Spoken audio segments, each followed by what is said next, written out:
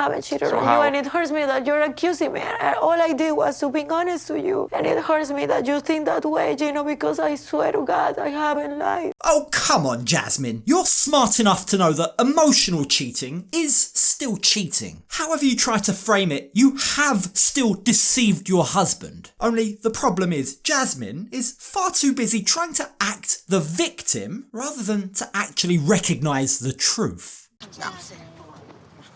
You got you, Mama. You got you. Okay.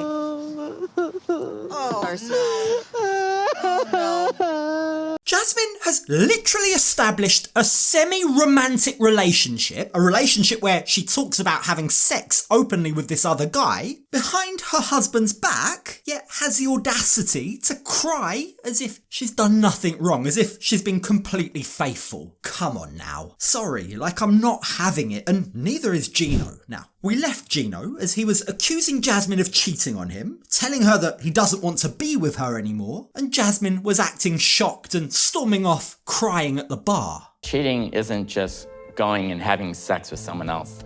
Building an emotional connection with someone, that's very bad if you're doing it behind your spouse's back. Look, what Gino is trying to say is there is more than one way to cheat on someone. Cheating isn't just about the physical act, it's not just about having sex. From what Jasmine has described, she's created an emotional bond with another guy behind her husband's back, and she's discussed with him the possibility of sleeping with him, without, by the way, talking to her husband first. Let's not get it twisted, it's all well and good her exploring and trying to discuss ethical non-monogamy now, but that's a discussion she should have had with her husband before pitching the idea to Matt. Yeah, sorry, there's no one that's going to convince me otherwise. That is cheating. If you doubt that, and I have seen a few people saying that Jasmine hasn't cheated, but if you doubt that, just put yourself in Gino's shoes for a second. Would you like it if your partner was talking to another person about sleeping with them behind your back? The answer is hell no. Of course that's cheating. Now, after Julia heard what happened between Gino and Jasmine, she decides to try and get involved. She's not cheating on you. That is all what I want to tell her. She's not cheating on you. She loves you from all her heart. Now, here's the thing, just so that I make my position very clear. I actually believe that Jasmine loves Gino. I don't doubt that for a second, and I also believe that the way Gino has acted has almost forced Jasmine's hand to look outside the marriage to get intimacy. But, and here's the thing, there's an order in which to do things. Jasmine should have discussed this first with Gino and then Matt, and only with Matt if Gino approved. She's gone about it completely the wrong way round. So now she has to face the consequences. And as we know, she's not very good at that. You got you, Mama. You got you. Okay.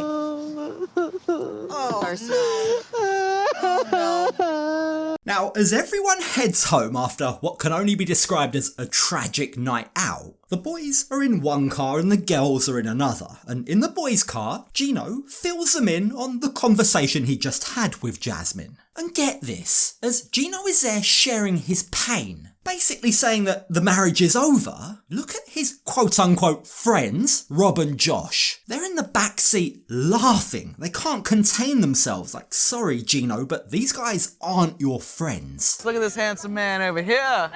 And look at this beautiful woman. Hey, Josh. Where will we sit? But, speaking of friends, over in the other car, it's very apparent that Jasmine's friends aren't being real with her about her behaviour either. But he's not even having sex with you. I don't understand.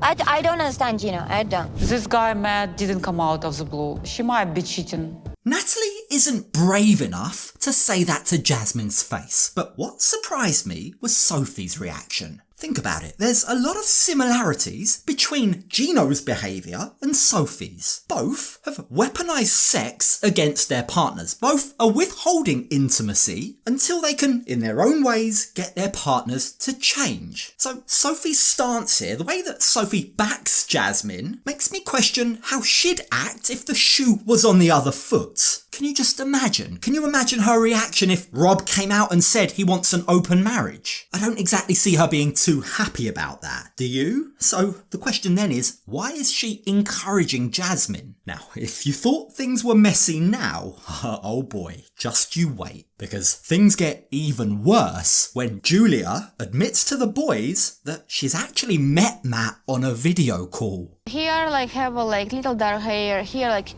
have a big muscle. He looks like It's very suspicious to me that she's introducing Matt to her friends. That just shows that she has some kind of emotional connection with him. That really worries me. That decision by Jasmine, her decision to introduce Matt to Julia and Stacey as the man that she wants to before she's had the conversation with Gino, was a terribly disrespectful thing to do. It was plain wrong. And yet Jasmine refuses to take responsibility. Like, it's a familiar cycle with these two. Jasmine refuses to take responsibility in exactly the same way as Gino refuses to take responsibility for his actions, his role in pushing his wife into the arms of another man. Both are at fault, right? And yet both somehow seem to think that they're victims. Now, when we join them the next morning, it's clear that this has been running through Gino's mind all night. In the cold light of day, his stance appears to have softened. Instead of having his walls up, instead of adamantly declaring that she's a cheat and the marriage is over, this morning, Gino wants to find out more about Matt. His name is Matt. Right. He is my same age. Does he work out at the gym? Yes, he work out. That's where we met. Have you been to his house? No, I haven't. You haven't been to his house? No, I haven't. Jasmine claims she's never been to Matt's house, so if she's to be believed, and sorry but I have a tough time believing her, but if she's to be believed, then that's not where she's been staying for days at a time after she and Gino fight. She claims she only ever hangs out with Matt at the gym or at the cafe directly opposite the gym. But sorry for my skepticism, but I just don't believe you've gone to all that level of information, you've built that level of an emotional and clearly a physical bond, a bond that sees you crying over the phone to him while getting a workout in or having a post-workout smoothie. And I think Gino is also having a very tough time buying it because he also wants more. He needs more information. So he asks his wife a bit of a silly question really. He asks her, "Are you attracted to Matt?" And just listen to Jasmine. She can't give him a straight answer. He's good looking. Am I attracted to him? Well, I see him as a friend. I'm not in love. I love you, baby. Jesus, I hope you're not in love. No, I'm not in love. I've trusted you. Jasmine's contradicting herself. She thinks that Matt's good looking, he's obviously attractive enough for her to want to sleep with him. He's hot. Total opposite of Gino. And yet, for some reason, she's pretending to question whether or not she's attracted to him. It's laughable. But Jasmine wants Gino to understand that he's the man that she loves. He's apparently the man that she wants. This, she tells him, is just a solution to our problems. I'm just trying to fix our marriage. I haven't cheated on you, and it hurts me that you're accusing me.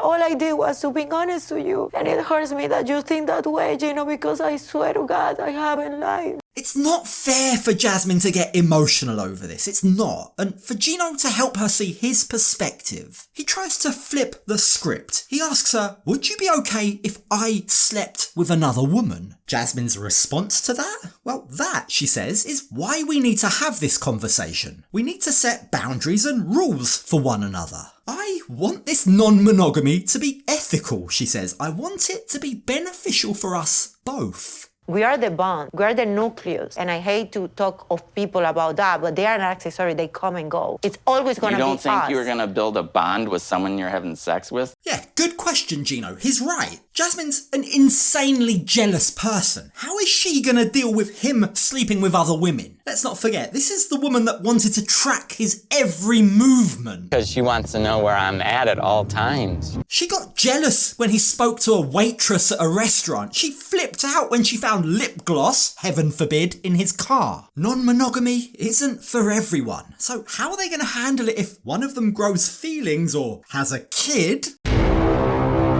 with the person that they're sleeping with. She can't just bury her head in the sand and think that their love is strong enough to deal with that, because it really isn't. I don't think it's fair for Jasmine to give me an ultimatum of either let's have an open marriage or have sex with me.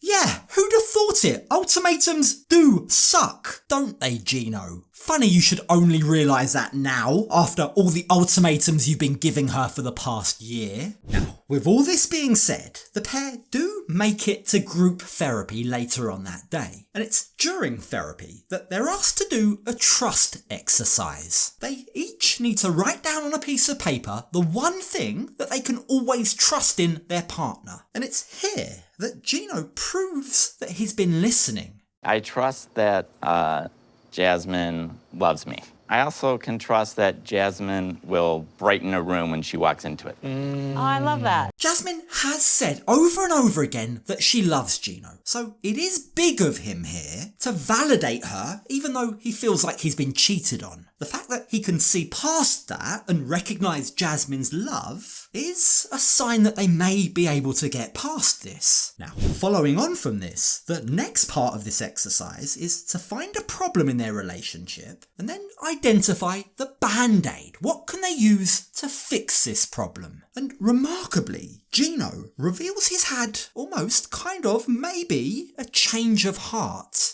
She's spending nights out and I don't know where she's at. The Band-Aid would be I'd like to know Jasmine's location. I didn't agree to the open marriage yet. It's something I'm considering right now. Gino has gone from no way I want to end this marriage to now being something he's considering. That's quite the 180. Now, Gino reveals that he's not happy that he's been given an ultimatum, but that he also doesn't want to lose Jasmine. I mean, it's awkward hearing him say that, isn't it? Knowing what we know in real time, knowing that she's left Gino to be with Matt and have a kid with him, you've got to say that hope that letting her sleep with another man so that he doesn't lose her is going to be a decision that backfires. But going back to the episode, at that moment in time, Gino felt like it's Jasmine's location that he thinks he needs. If she was to share location services, would it be more likely that you would be in this open relationship if she was to give you that? Yes or no?